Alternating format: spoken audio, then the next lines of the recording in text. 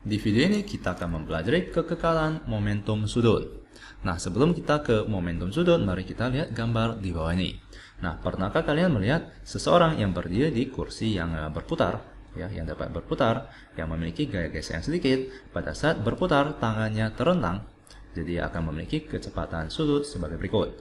Nah, pada saat tangannya dilipatkan, maka kecepatan sudutnya itu menjadi semakin cepat, ya. Jadi putarannya semakin cepat. Nah, mengapa demikian?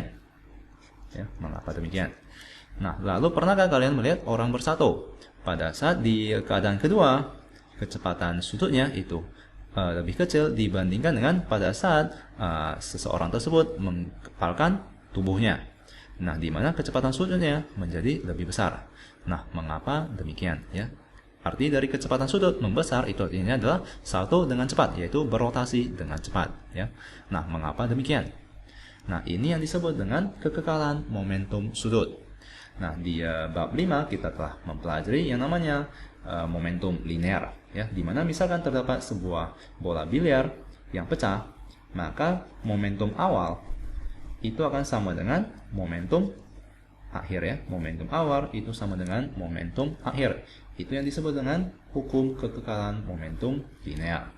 Ya, di mana momentum linear itu akan sama dengan massa dikalikan dengan kecepatan. Ya, ini yang telah kita pelajari di bab 5, ya, di semester 1. Nah, di video ini kita akan mempelajari yang namanya momentum sudut. Di mana momentum sudut dinotasikan sebagai L, di mana itu akan sama dengan, jadi akan analog dengan momentum linear. Di mana massa itu adalah inersia, ya, untuk gerak linear. Nah, di mana inersia itu artinya adalah sesuatu yang dimiliki benda agar benda tersebut lebih sulit mengalami yang namanya percepatan linear, ya, untuk yang translasi, ya, untuk momentum translasi.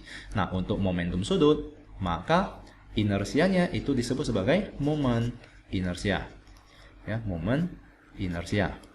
Di mana momen inersia itu adalah sesuatu yang dimiliki benda agar benda tersebut keras kepala untuk tidak memiliki percepatan sudut, ya, agar tidak terdapat percepatan sudut. Ya, semakin besar momen inersianya, maka akan semakin sulit untuk membuat benda tersebut mengalami percepatan sudut. Lalu kita kalikan dengan di sini momentum linear itu adalah massa dikalikan dengan kecepatan. Ya, di mana ini adalah kecepatan linear, maka untuk yang momentum sudut kita kalikan dengan yang namanya kecepatan sudut. Nah, maka ini yang disebut sebagai momentum sudut, di mana momentum sudut itu juga kekal, ya, yaitu momentum sudut awal itu akan sama dengan momentum sudut akhir. Ya, jadi momentum sudut awal sama dengan momentum sudut akhir.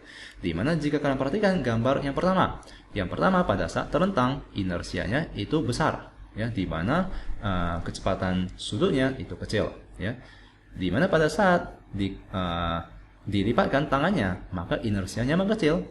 Nah, agar momentum sudut kekal, maka tentu saja kecepatan sudutnya itu menjadi besar, ya. Jadi ini adalah konsep dari kekekalan momentum sudut. Ya, pada saat tangannya terentang, inersianya itu besar, ya, karena inersia dari suatu benda itu sama dengan penjumlahan dari MI dikalikan dengan RI dikuadratkan, yaitu massa partikel dikalikan dengan jarak partikel terhadap pusat rotasinya, di mana pusat rotasinya itu adalah di sini.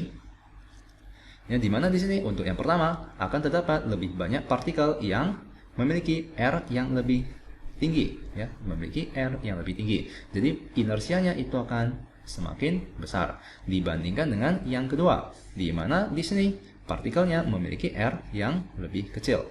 Nah, maka tentu saja inersia untuk yang gambar kedua ini akan lebih kecil dibandingkan dari yang pertama. Nah, maka agar momentum sudut kekal, maka kecepatan sudutnya akan menjadi semakin besar. Sama halnya dengan gambar yang kedua ini, ya, di mana di sini poros putarnya adalah di sini, ya. Poros putarnya ada di sini. Jika kalian perhatikan momentum dari inersia, ya. Jadi inersia dari pada saat posisi keempat itu sangat-sangat kecil dibandingkan dengan inersia pada keadaan pertama, ya, di mana inersia untuk keadaan pertama itu lebih besar, ya.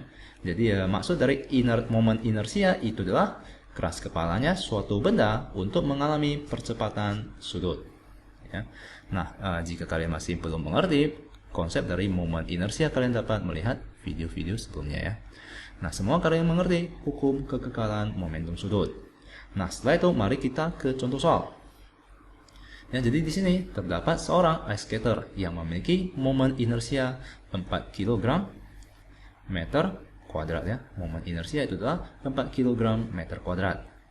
Jadi momen inersia ketika kedua tangannya terentang ya. Jadi pada saat kedua tangannya terentang, si ice skater tersebut memiliki momen inersia 4 kg meter kuadrat. Nah, dan 1,2 kg meter kuadrat pada saat kedua lengannya merapat ke tubuhnya. Ya, pada saat kedua tangannya merapat ke tubuhnya, momen inersianya berkurang menjadi 1,2 kg meter pangkat 2. Ya, jadi di sini jika kalian perhatikan momen inersianya menjadi berkurang ya pada saat tangannya dilipatkan. Jadi sesuai dengan gambar berikut ya. Pada saat lengannya didekatkan, maka momen inersianya itu semakin kecil.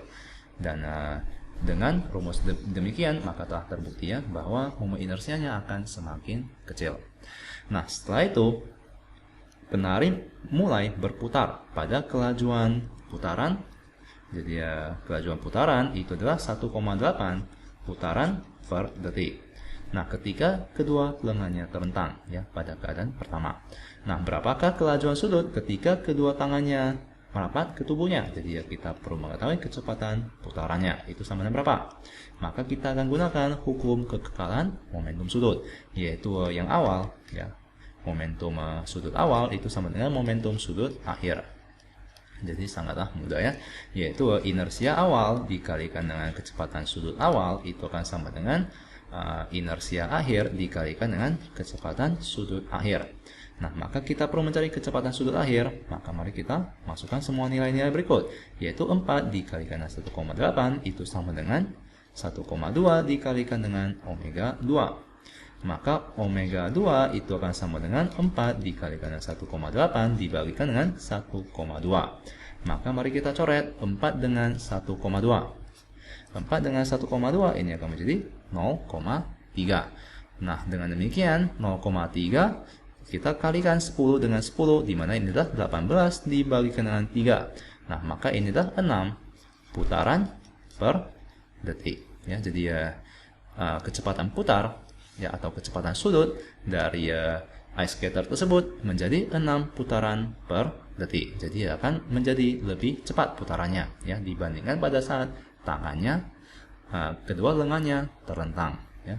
Nah, semua kalian mengerti konsep dari momentum sudut ya, kekekalan momentum sudut, dan kalian tidak perlu bingung pada saat seorang ice skater pada saat tangannya terentang kecepatan sudutnya rendah, dan pada saat lengannya disimpan maka menjadi cepat ya, atau putarannya menjadi cepat ya. Jadi kalian telah mengetahui jika kalian pernah belajar fisika. Nah, sampai jumpa di video selanjutnya.